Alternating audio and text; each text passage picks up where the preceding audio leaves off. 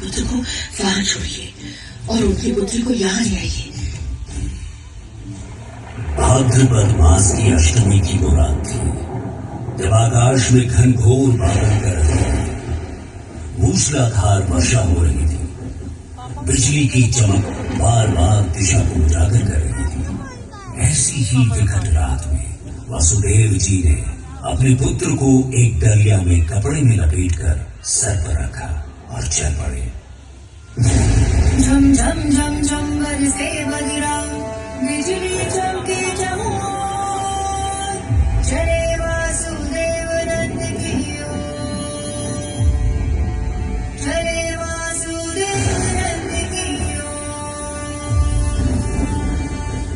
घन घोर घटाओं पर नीचे जमुना जी करती शोर, चले वासुदेव नंद की ओर, चले वासुदेव नंद की ओर।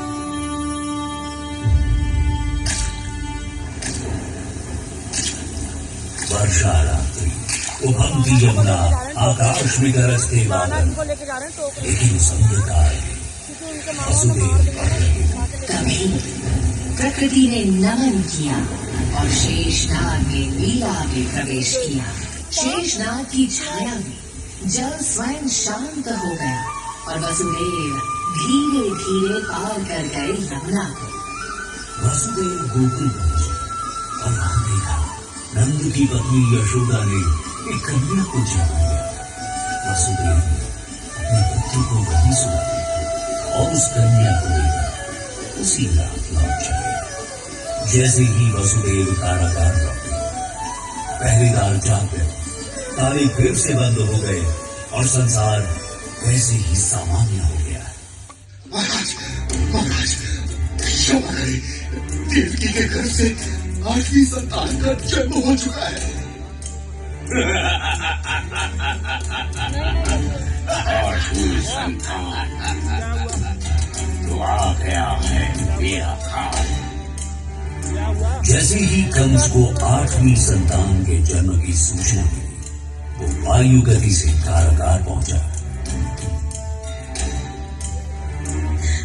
भाई, ये पुत्र नहीं, ये कन्या है। कृपा करो, मुझे भाग्य में कृपा करो।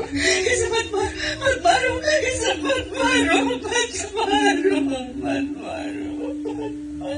और तभी चमत्कार, लेकिन आश्चर्य, वो कन्या कंस के हाथ से फिसलकर आकाश में उड़ गई। हे कंस, जिसे तू मारना चाहता है, तेरा काल वो जन्म ले चुका है। आकाशवाणी की भविष्यवाणी ने पापी कंस को अंदर से डरा दिया था।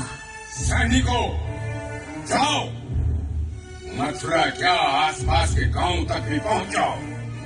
आज रात जिसने भी जन्म लिया है, सबको यमलोक भेज दो। कोई बालक जीवित न बचे।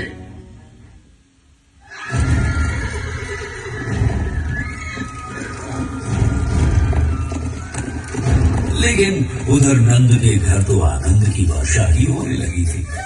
मंगल गीत गूंजने लगे। सांवले सलोने नंदलाला की बनाए लेने को सारा गोकुल उमड़ पड़ा था। गोपियां मंगल गीत गा रही थी।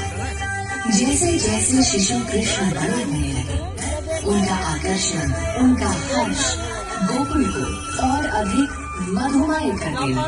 लेकिन उधर मथुरा में कंस को भी धीरे धीरे ये भान हो चला था कि गोकुल में कोई बालक है जो साधारण नहीं। तो वही बालक है मेरा काल। तब अब कोई रहम नहीं, एक एक कर भेजूंगा अपने राक्षस और शुरुआत होगी पूतना से।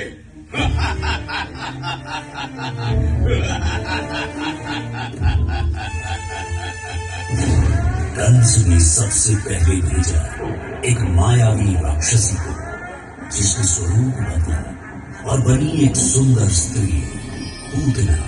उसके स्तनों में था कालकूट विष और नक्षता बालकृष्ण। गोकुल की भूमि पर एक मायावती स्त्री जो सुंदरता के पीछे विष छिपाए थी, अपने स्तनों में कालकूट विष लेकर आई थी। वो जो सोच रही थी कि विष से बालक की मृत्यु हो जाएगी, उसी बालक ने उसकी सारी शक्ति सोख ली। वह स्वयं मूर्छित हो गई। और जब यशोदा वापस आई, उन्होंने अपने लल्ला को उस राक्षसी की गोद में देखा तो चीख उठी, कौन है तू? छोड़ मेरे लल्ला को। लेकिन उस दिन गोकुल वासियों को पहली बार समझ में आया कि ये बात